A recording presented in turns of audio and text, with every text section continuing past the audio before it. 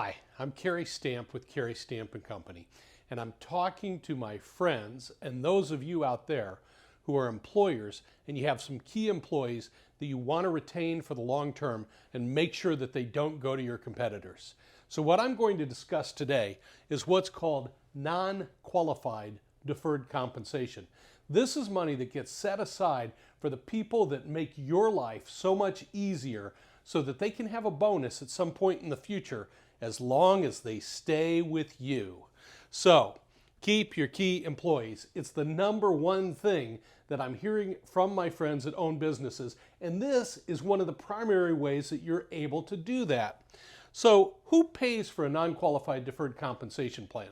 Well, the answer is it could be the employer, it could be the employee, or it could be a little bit of both.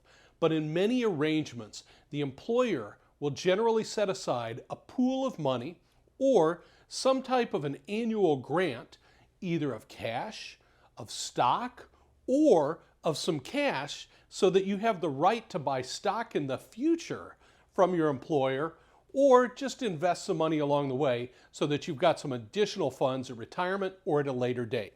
That's how a non-qualified deferred compensation plan works.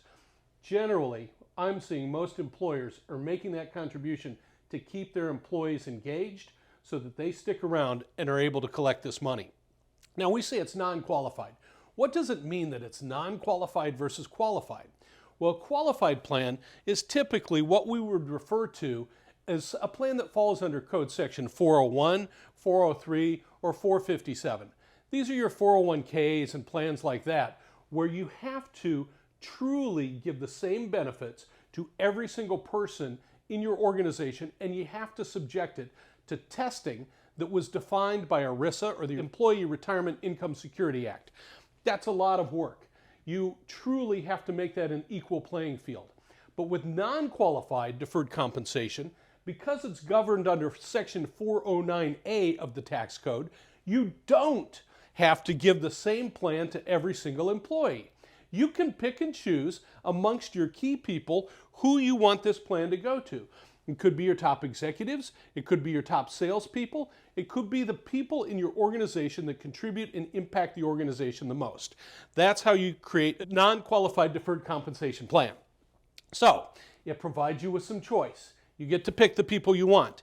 You can set some targets. If they hit sales goals, you can give them a grant.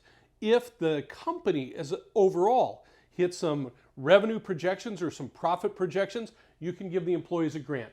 It can be tied to a formula if you want it tied to a formula, or it can be purely discretionary where you say to that person, if you stick around for X number of years, I'm going to give you X number of dollars.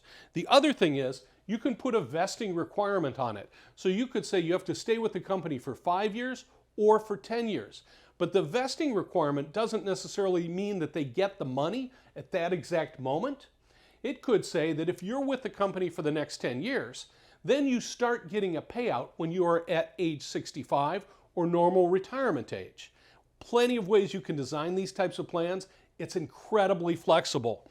And lastly, you need to understand that there are some tax issues or tax ramifications that you need to think about when you're creating these plans. You see, the business does not get a tax deduction until the compensation is actually received by the employee. So that may be many years in the future. If you're doing a plan like this for tax benefits, it's not a good plan. This plan will give you tax benefits, but only after the employee receives that compensation. The money is held on the balance sheet of the individual corporation and is subject to the risk of the creditors of that particular corporation or entity. The employee needs to understand that if the company goes out of business, these plan funds are potentially gone. So there are some tricky requirements that you need to adhere to, but I will tell you, if you want to retain and incentivize key employees, I don't know of a better method than using a non-qualified deferred compensation plan.